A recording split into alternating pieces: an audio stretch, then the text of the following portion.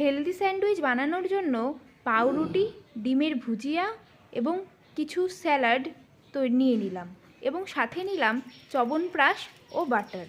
এবার কড়াইয়ে সামান্য বাটার দিয়ে তাতে পাউরুটিগুলি সেঁকে নিলাম। পাউরুটি সেঁকা হয়ে গেলে তাতে ডিম ভুজিয়া এবং স্যালাডগুলো কিছু পরিমাণে দিয়ে দিলাম এবং অন্য পাউরুটিতে বাড়িতে তৈরি চ্যবনপ্রাশ লাগিয়ে চটজলদি বানিয়ে নিলাম হেলদি স্যান্ডউইচ। এটি বানাতে খুব কম সময় লাগে, তাই যারা খাওয়ার তৈরি করেন বাড়িতে তাদের পক্ষে বাড়িতে তৈরিও ইজি হয়, বাচ্চারাও খুব ভালো খেতে পারবে, বড়রাও সাথে খুব ভালো খেতে পারবে। এবং আপনারা যদি চ্যবনপ্রাশ তৈরি রেসিপি দেখতে চান, বাড়িতে কিভাবে চ্যবনপ্রাশ তৈরি করবেন, তাহলে আমাকে অবশ্যই কমেন্ট করবেন। নমস্কার, ধন্যবাদ, ভালো থাকবেন।